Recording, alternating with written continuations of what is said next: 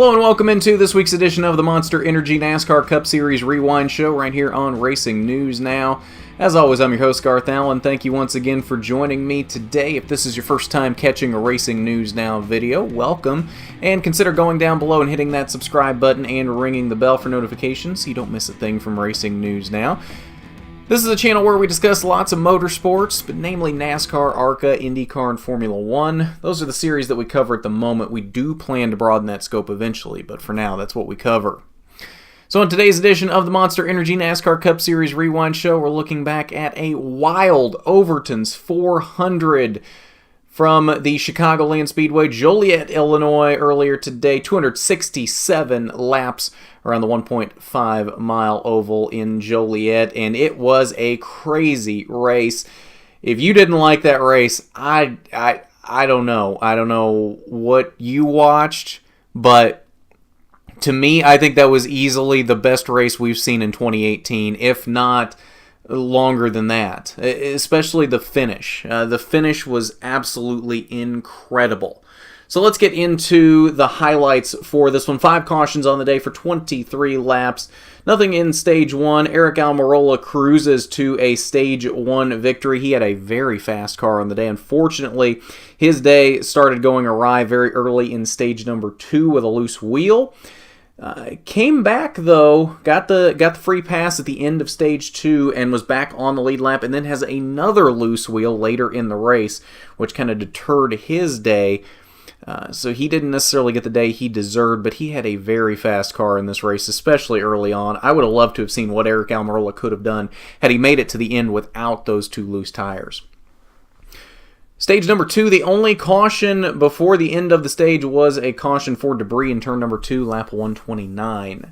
Stage 2 concluded lap 162 with a great duel between Kevin Harvick and Kurt Busch. Kevin Harvick edging Kurt Busch out just a little bit. Kurt Busch was not very happy about this, though. He thought Harvick raced him a little harder than what a teammate should have been racing him, but I mean, let's be real. You're running for a stage win here. I mean, you're running actually for something here. You're running for a playoff point. You're running for 10 stage points. I mean, there's something on the line here. You can't just roll over and let the other guy win the stage just because he's your teammate. You're going to race him like you race everybody else because you want that playoff point and you want those stage points. So I don't see a bit wrong with what Kevin Harvick did here.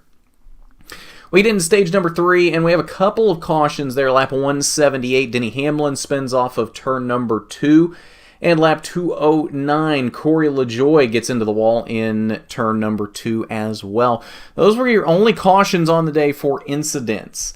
But that being said, we had some really good racing all throughout the pack. For the lead, middle of the pack, top 5, all throughout the pack, throughout the entire day. And then we get down to the end of the race, and Kyle Busch has a huge lead, but Kyle Larson doing what he does best at these bigger tracks, running the high line. And this is probably, even for Larson, was probably the closest I've ever seen him run to the wall. I mean, you literally probably could barely have stuck a paper between Larson's car and the wall, and he was making it work too. He was flat flying around the outside of that track and caught Kyle Busch pretty quickly.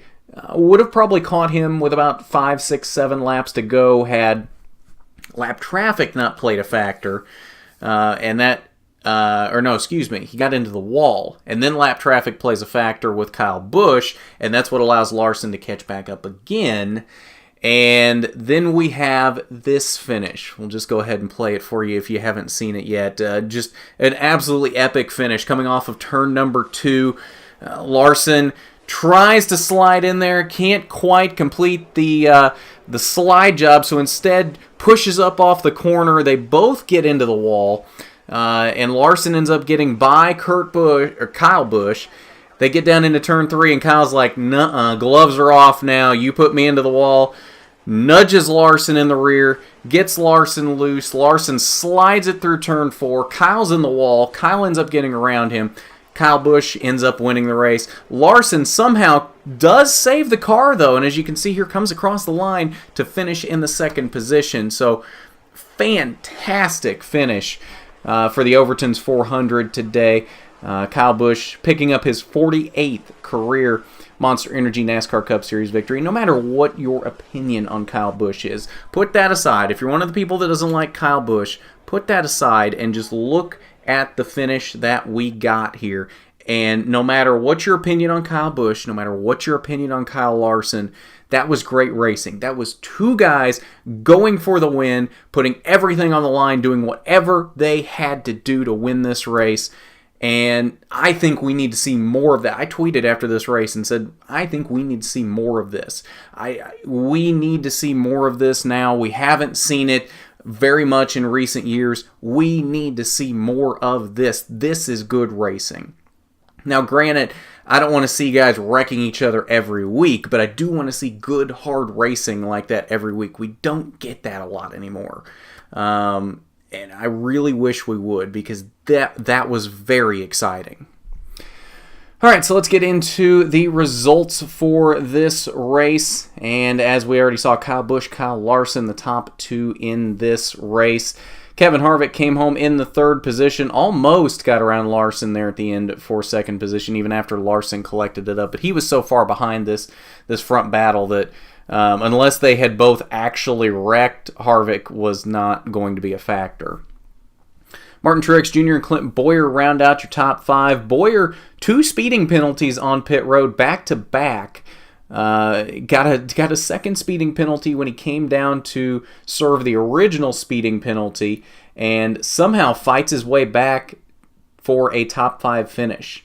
So very good day for Clint Bowyer. Very good to salvage that after a very tough start to the day. Rest of your top 10, another great run for Eric Jones in 6th.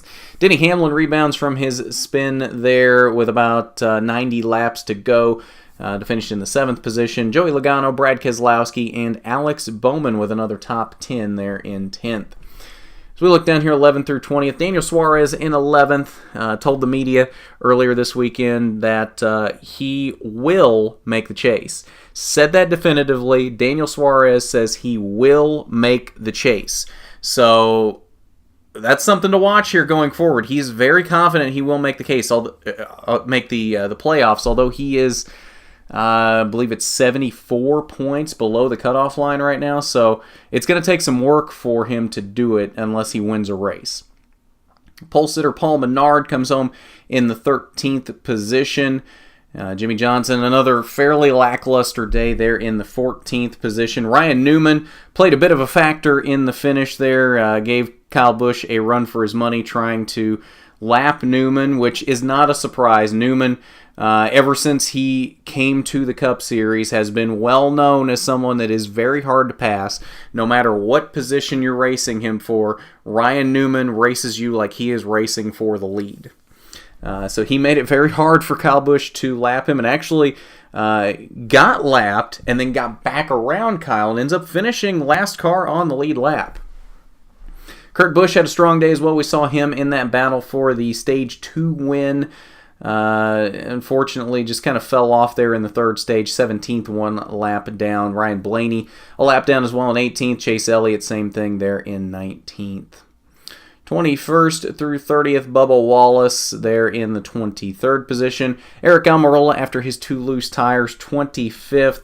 One lap down was the best that he could muster on the day, even after his first career stage win in stage number 1. 31st through 39th, Austin Dillon down here.